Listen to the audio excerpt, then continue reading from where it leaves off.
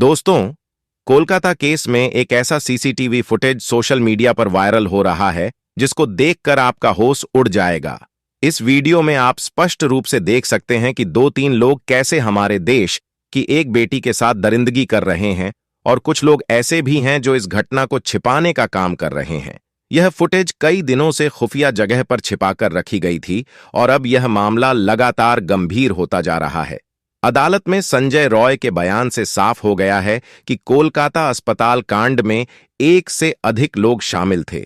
संजय ने polygraph test में एक ऐसा खुलासा कर दिया है जिससे यह स्पष्ट हो गया कि डॉक्टर की बेटी के साथ हुई घटना में वह अकेला नहीं था। अब सीबीआई का शक धीरे धीरे हकीकत में बदल रहा है और जांच की दिशा उन लोगों तक पहुंच रही है जहां तक कोई सोच भी नहीं सकता था।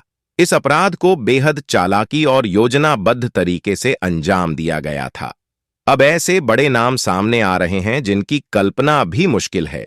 ये वही लोग हैं जो इस केस को बंद कराने के लिए सत्ता का दुरुपयोग कर रहे हैं। गवाहों को खरीदा जा रहा है, सबूत मिटाए जा रहे हैं।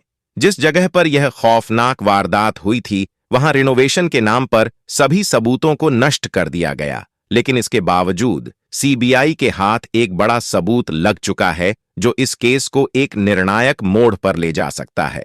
वह सबूत जब आपको मैं दिखाऊंगा तो आप बिल्कुल परेशान हो जाएंगे। अब यह साफ होने ने लगा है कि डॉक्टर बेटी के साथ बेरहम में लगभग 5 से 7 लोग शामिल थे। एक भयंकर खुलासे में बताया गया कि करीब 7 लोगों ने शराब पी, फिर उन्होंने पीड़ित के हाथ कसकर पकड़े, उसे मारा और उसके साथ वह काम किया। दोस्तों, ऐसा लगता है कि यह सारा काम करते समय बाहर भी कई लोग ऐसे थे जो देख रहे थे कि कोई बाहर से आना जाए। खुलासे में यह भी दावा किया गया कि 7 लोगों में से 2 ने महिला की टांग पकड़कर जरास की तरह बाहर कर दी। फिर संजय को बुलाया गया, लेकिन यह तो कुछ भी नहीं है। आगे ऐसे ऐसे खुलासे हुए जिसके बाद यह साफ हो गया कि यह काम अकेले संजय का नहीं था, बल्कि इसमें कई लोग शामिल हैं। अब प्रिंसिपल समेत 7 लोगों का बचना मुश्किल है। यह सब कुछ जानेंगे विस्तार से।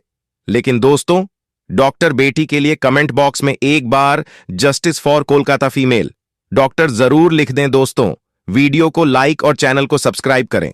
दोस्तों, जिसने यह अंजाम किया है उसको कड़ी से कड़ी सजा मिलनी चाहिए। आपको क्या लगता है, कौन सी सजा मिलनी चाहिए? फांसी या फिर इससे भी बढ़कर? और कुछ हमें कमेंट सेक्शन में जरूर बताएं। दोस्तों, अदालत में संजय ने वह कबूल कर लिया है जिससे सुनने के लिए पूरा देश बयाकुल था। पूरे भारत को यह पता था कि यह काम एक बंदे का नहीं है। यह शक अब सबूत में बदलने लगा है। इस काम में कोई एक नहीं बल्कि तकरीबन 7 लोग शामिल हैं और सब कुछ पूरे तरीके से किया गया है। इसी कारण से सीबीआई फुल एक्शन में आ गई है और कोलकाता के डॉक्टर बेटी केस में 7 आरोपियों का पॉलीग्राफ टेस्ट शुरू हो गया है। उधर सीबीआई के अनुसार बिना दरवाजे वाले सेमिनार हॉल में डॉक्टर बेटी के साथ जो हुआ, उस बिटिया की चीख किसी को सुनाई क्यों नहीं दी? इसका मेन कारण पूरी तरह से दरिंदे सिक्योरिटी में थे। उनको यह भी भरोसा था कि उनके आदमियों के रहते हुए कोई अंदर नहीं आ सकता। अब सीबीआई यह सबूत जुटाने की कोशिश कर रही है कि अपराध को बिना किसी बाधा के कैसे अंजाम दिया गया। क्या कोई व्यक्ति हॉल के बाहर निगरानी कर रहा था? सीबीआई यह भी देख रही है कि सेमिनार हॉल से कोई चीख या फिर शोर क्यों नहीं सुनाई दिया। दोस्तों, बाहर इन सभी तथ्यों से यही साफ होता है कि डॉक्टर बेटी के साथ की गई दरिंदगी सेमिनार हॉल में नहीं बल्कि एक अन्य कमरे में अंजाम दी गई थी। उन्हें उस कमरे में बेरहमी से मारा पीटा गया और जब उनकी सांसें थम गईं तब उनको सेमिनार हॉल में लाकर छोड़ दिया गया। इसके बाद उनके शरीर को संजय के हवाले कर दिया गया।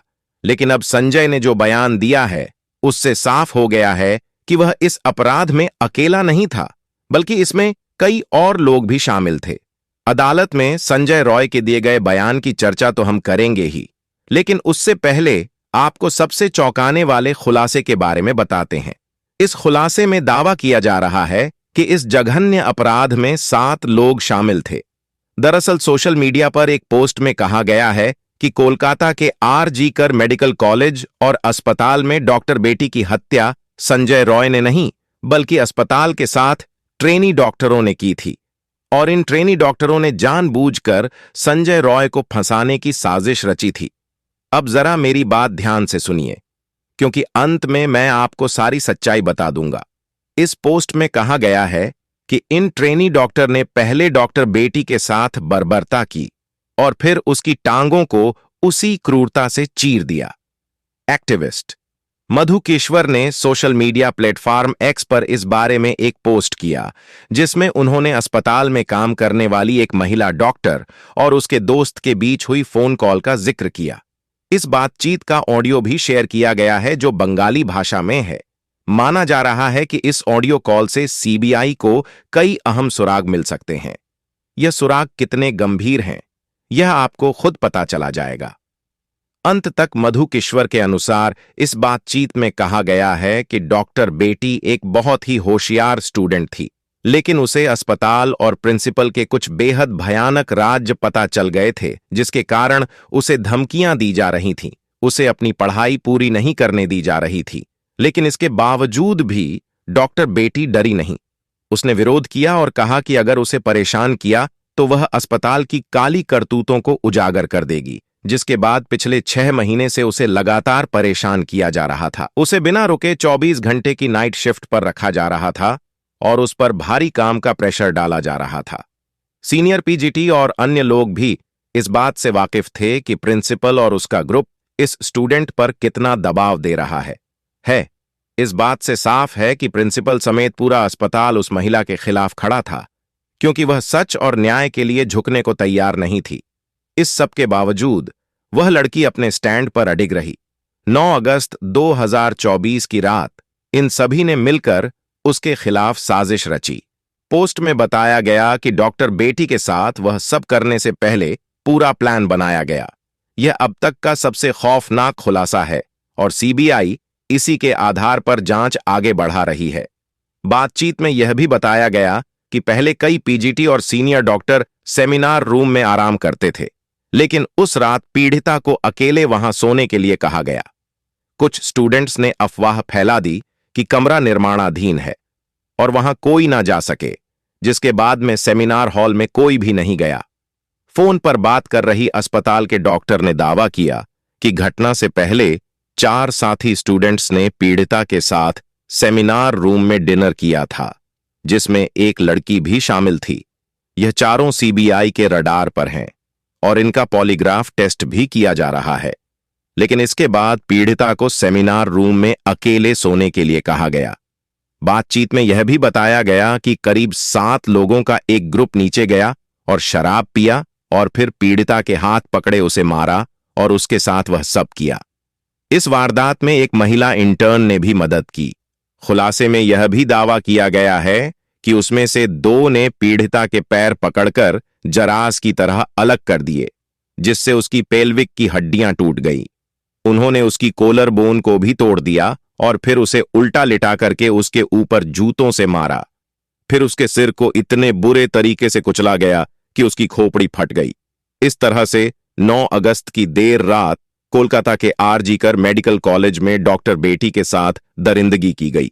देखिए, अगर यह सभी बातें सच हैं तो फिर सीबीआई को इन 7 लोगों के खिलाफ सबूत जरूर मिलेंगे और संजय के साथ इन 7 को भी कड़ी से कड़ी सजा मिलेगी। इसके बाद जब यह सभी लोग वारदात को अंजाम देकर सीढ़ियों से नीचे उतर रहे थे तो संजय रॉय को देखा, जो ग्रुप डी के दूसरे कर्मचारियों के साथ शराब पी रहा था।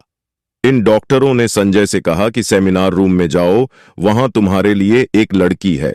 इसके बाद संजय ने डॉक्टर बेटी को पड़ा हुआ पाया और उसके साथ काम किया, ताकि उसका लिक्विड भी उन 7 मर्दों के लिक्विड के साथ में डॉक्टर बेटी के शरीर में चला जाए। सुबह उस बिटिया का शरीर मिला। इसके बाद देश भर में डॉक्टरों ने विरोध प्रदर्शन किया। यह ट्वीट सीबीआई की जांच में काफी महत्वपूर्ण होने वाला है। माना जा रहा है सीबीआई ने भी 7 लोगों को रडार पर लिया हुआ है। कोलकाता के इस केस में 7 आरोपियों का पॉलीग्राफ टेस्ट शुरू हो गया है।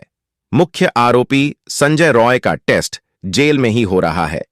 इसके अलावा सीबीआई ने आरजीकर मेडिकल कॉलेज के पूर्व प्रिंसिपल डॉ संदीप घोष, 4 डॉक्टर जो वारदात की रात पीड़िता के साथ थे, और एक वॉलंटियर 5 लोगों को हिरासत में ले रखे हैं। इन सभी का पॉलीग्राफ टेस्ट सीबीआई के कलाकाता ऑफिस में हो रहा है। 8 अगस्त की रात इन डॉक्टरों में से कुछ ने पीड़िता के साथ डिनर किया था।